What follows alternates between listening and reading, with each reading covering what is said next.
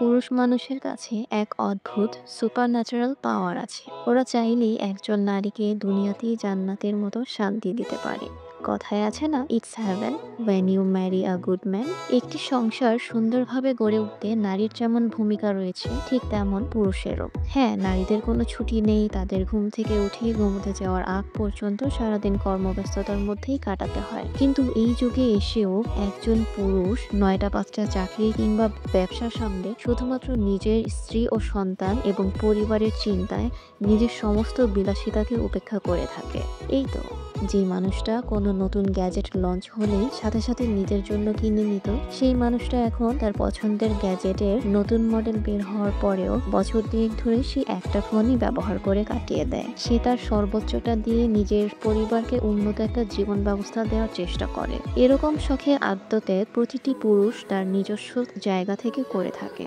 এই মোড় থেকে রিকশায় না উঠে সামনের মোড় থেকে উঠলে ২০ টাকা করে বাঁচে, মাস শেষে প্রায় ৫০০ টাকা, যেটা দিয়ে সন্তানের হয়তো আরেকটা আবদার মিটে যাবে। এই ভেবে পুরুষ প্রখর রোদেও হাঁটে, নিজের সমস্ত সুখ শান্তি যেন তার স্ত্রী ও সন্তানকে ঘিরেই।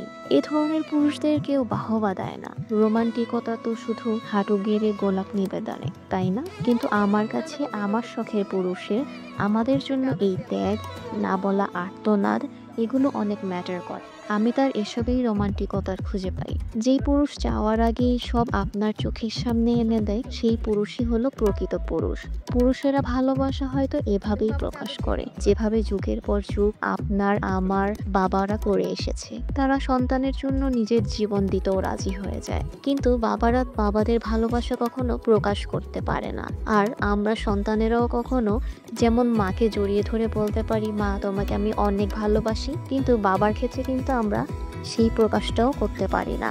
বাবাদের ভালোবাসাগুলো যেন এভাবে আড়ালে আবডালেই থেকে যায়। তাই এই ছেড়ে যাওয়ার যুগে যে ছেড়ে যাওয়ার হাজারটা কারণ উপেক্ষা করে আপনাকে আঁকড়ে ধরে বেঁচে থাকতে চায়, সেই হলো সত্যিকারের ভালোবাসার মানুষ। সবাই আমাদের জন্য, আমার স্বামী এবং সন্তানের জন্য অনেক বেশি দোয়া করবেন। আল্লাহ তাআলা যেন আমাদের সারা জীবন এমন রাখেন, কুনজর থেকে হেফাজতে রাখেন, এবং আমরা যেন সব সময় এরকম হাসি খুশি থাকতে পারি। আর আল্লাহ যেন আমার স্বামীকে আরো অনেক অনেক হায়াত দারাজ করে। আমাদের সে এত ভালোবাসে, তার এই ভালোবাসার প্রতিদান যাতে আল্লাহ তাকে দেয়, এই কামনায় আজকের ভিডিওটি শেষ করছি। আল্লাহ হাফেজ।